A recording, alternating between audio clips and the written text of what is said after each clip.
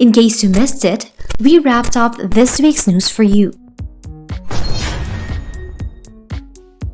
Senator Risa Ontiveros and Senator Sherwin Gatchalian blasted the confusing implementation of the government's no vaccination, no ride policy. On Monday, even workers who were partially vaccinated were prohibited from riding public transport. Ontiveros even called the policy as nonsense since all workers are deemed essential.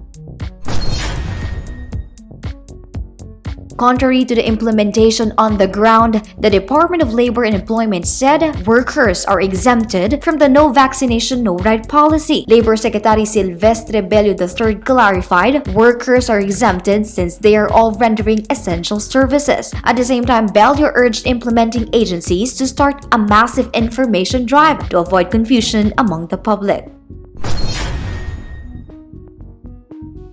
A total of 7 pharmacies and clinics took part in the government's Resbakuna sa Botika drive, which aims to make booster shots against COVID-19 more accessible to Filipinos. Secretary Vince Dizon said the government is planning to expand the booster rollout as more pharmacies and clinics have expressed their intention to participate in the vaccination drive. 8 days after skipping the Comelec hearing on his disqualification cases, presidential aspirant Ferdinand Marcos Jr. flew to Cebu on January 15 to grace the christening of Governor Gwen Garcia's grandson. Marcos has recently drawn flack for snubbing the Comelec hearing on January 7, with his abogado citing fear of COVID-19 as reason for his absence, even on a virtual platform. Comelec 2nd Division has dismissed the lone petition seeking to cancel the certificate of candidacy of presidential aspirant Ferdinand Marcos Jr. The Comelec said, while certain representations made in Marcos's COC were material, it disagreed that they were false.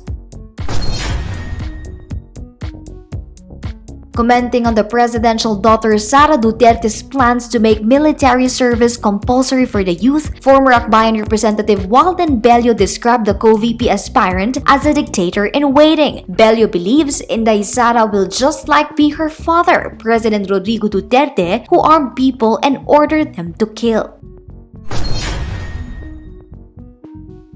Vice presidential aspirant and Davao City Mayor Sara Duterte-Carpio chided former lawmaker Walden Bello on his comment that she is a dictator-in-waiting for proposing mandatory military service for youth. Inday Sara said if Bello was not too quick to jump the gun, he would have realized the role of youth in disaster response and as partners of the government in nation building. The VP aspirant also called Bello ungrateful and even wished for the youth to not grow up in the likes of Walden Bello. The PDP-Laban faction led by Energy Secretary Alfonso Cusi has thrown its support behind the vice presidential bid of Davao City Mayor Sara Duterte-Carpio. The ruling party announced Friday it is adopting Duterte-Carpio as its vice presidential candidate. Cusi, however, said the party is still undecided on whom to support for president. The hashtag MarcosDuwag became the top trending topic on Twitter Friday evening after GMA News reported that former Senator Ferdinand Marcos Jr. declined the invitation for a one-on-one interview with veteran journalist Jessica Soho. According to a report aired on 24 Oras, Marcos was the lone presidential bet who declined the invitation for an exclusive interview. No reason was stated for the former senator's snub.